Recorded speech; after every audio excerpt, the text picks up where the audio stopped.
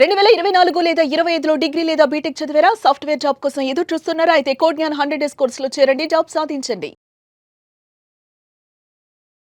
సరే ఒకప్పుడు వేరు. ఎప్పుడంటే మొత్తం చాట్ జీపీటీ మీదో, జెమినీ మీదో, దాని మీద డిపెండ్ అవుతూ ముందుకు వెళ్ళిపోతూ ఉన్నారు పిల్లలు. కానీ 2026లో మాత్రం ఈ ఫార్మాట్ కొద్దిగా మారేటువంటి అవకాశం ఉంటుంది.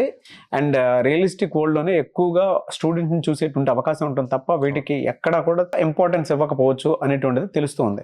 ఏ విధంగా ఉండే అవకాశం ఉంటుంది? రెజ్యూమే ఏ విధంగా ప్రిపేర్ చేసుకోవాలి 2026లో? సో మనం 2026లో రెజ్యూమ్ గురించి మాట్లాడుకుంటున్నాం కాబట్టి రెజ్యూమ్ డ్రాస్టిక్ చేంజెస్ లో మనం ఎప్పటికప్పుడు అప్డేట్ చేస్తూ ఉండాలండి. ఎందుకు అంటే టెక్నాలజీ చేంజ్ అవుతుంది, ట్రెండ్ చేంజ్ అవుతుంది. ఇదివరకు మనకి స్కిల్ సెట్ లో మనకి ఏ లాంగ్వేజ్ వస్తే ఆ లాంగ్వేజ్ మెన్షన్ చేస్తూ వెళ్ళిపోయేవాళ్ళం, పైథాన్ అని, జావా అని ఇట్లాగా. సో ఇప్పుడు కంపెనీస్ మీకు ఏ లాంగ్వేజ్ వచ్చు అన్నది ఓకే, కానీ దాన్ని యూజ్ చేసుకొని మీరు ఏం సాల్వ్ చేశారు అన్నది చెక్ చేస్తుంది. ఏ టైప్ ఆఫ్ అప్లికేషన్స్ బిల్డ్ చేశారు, అప్లికేషన్స్ లో ఎక్కడ ఇన్వాల్వ్ అయ్యారు అన్నవి క్లియర్ గా రాయాలన్నమాట. అంటే జనరల్ గా అందరూ పైథాన్ యూజ్ చేసాము, ఒక ప్రాజెక్ట్ బిల్డ్ చేసాము అని చెప్పి రాస్తారు. అలా కాకుండా ప్రాజెక్ట్ లోపల మా టీంకి నేను ఈ మాడ్యూల్ బిల్డ్ చేశాను, ఈ మాడ్యూల్ బిల్డ్ చేయటం వల్ల ఇన్ని మ్యాన్ అవర్స్ తగ్గినాయి అన్నది మెన్షన్ చేయాలి. సో అలా చేసినప్పుడు ఈజీ అవుతుంది. అండ్ ఇప్పుడు చాలా కొత్త టూల్స్ వచ్చేస్తున్నాయి, ఏ బేస్డ్ టూల్స్ అన్ని. ఆబ్వియస్ గా మన రెజ్యూమ్ కూడా ఏ లెవెల్లో ఉండాలి, సో ఏఐకి అప్డేటెడ్ అయ్యి ఉండాలి. అలా ఉండాలి అన్నప్పుడు కొత్త టూల్ ని ఇమీడియట్ గా నేర్చుకొని మీరు చేసే ప్రాజెక్ట్ లో ఎలా యూజ్ చేసాం ఆ టూల్ యూజ్ చేయటం వల్ల మీ వర్క్ ఎంత ఈజీ అయింది అన్నది చూపించాలి. థర్డ్ థింగ్, ఇండివిజువల్ ప్లేయర్ కన్నా కూడా టీమ్ ప్లేయర్ ఇంపార్టెంట్ అనమాట. సో నేను ఒక్కడనే ప్రాజెక్ట్ చేశాను అనే కన్నా కూడా టీంతో కలిసి ప్రాజెక్ట్ చేశాము. సో టీం పలానా చోట ప్రాబ్లం వచ్చి స్టక్ అయితే నేను హెల్ప్ చేయగలిగాను నాకున్న స్కిల్తో. సో అది చేయటం వల్ల ఎంత ఫాస్ట్గా అయింది అన్నది కూడా మెన్షన్ చేయాలి. ఇలాగా ప్రతిదానికి చాలా క్విక్గా, అంటే రెజ్యూమ్ చూస్తే అరే తిను క్విక్ లెర్నర్ అన్న ఒపీనియన్ తీసుకురావాలి. సో అలా వచ్చింది అంటే మీ మీద గుడ్ ఇంప్రెషన్ వస్తుంది. నెక్స్ట్ థింగ్, పైథాన్, జావా లేకపోతే వాటి రిలేటెడ్ ఫ్రేమ్ వర్క్స్ మెన్షన్ చేస్తున్నప్పుడు అందరూ నార్మల్గా వాటి నేమ్స్ మెన్షన్ చేస్తారు. సో అలా కాకుండా ఏ వర్షన్ ఆఫ్ ఫ్రేమ్ వర్క్స్ నేర్చుకున్నారు, యూజ్ చేస్తున్నారు అన్నది మెన్షన్ చేయాలి. అంటే పైథాన్ ఉంది అనుకోండి, పైథాన్లో పైథాన్ 3 ఉంటుంది, పైథాన్ 4 ఉంటుంది. సో 3లో కూడా మళ్ళీ వర్షన్ నెంబర్స్ ఉంటాయి, పైథాన్ 3.11, 3.9, 3.8 ఇట్లాగా. సో అవి మెన్షన్ చేయాలి. అట్లాగే ఫ్రేమ్ వర్క్స్ తీసుకున్నప్పుడు ఫ్లాస్క్ 1.3, 1.8 ఇట్లాగా ఉంటాయి అనమాట.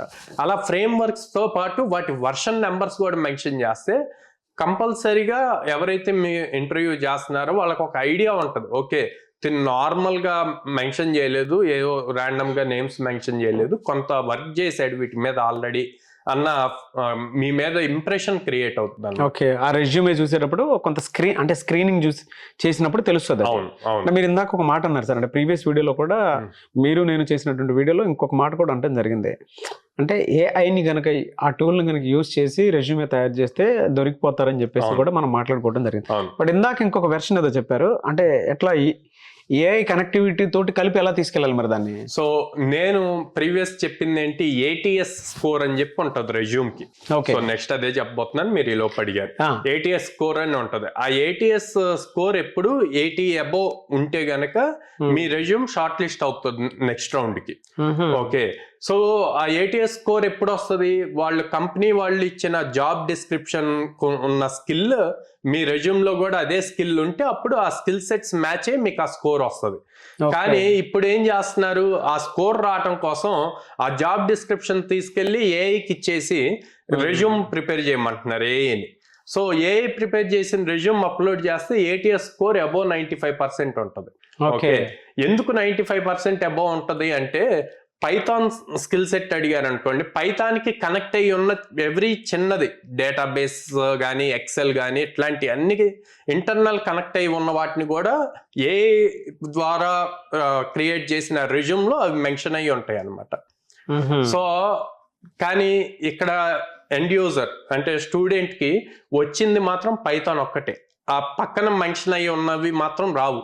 సో అప్పుడేమవుతుంది, ఈ రెజ్యూమ్ చూసిన వాళ్ళు ఎవరైతే ఇంటర్వ్యూవర్ ఉన్నారో వాళ్ళు అరే బెస్ట్ రెజ్యూమ్ వచ్చింది, అని చెప్పి ఫీల్ అవుతారు. ఫీల్ అయ్యి అక్కడ మెన్షన్ ఉన్న ప్రతి ఒక్క దాన్ని వీళ్ళు అడుగుతారు, ఓకే. దీనికి అవి రావు.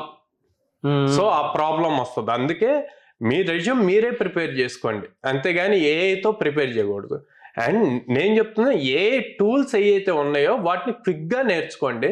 ఆ టూల్ని తీసుకొచ్చి ప్రాజెక్ట్లో ఎలాగా యూజ్ చేశారు అన్నది మెన్షన్ చేయమంటున్నాను.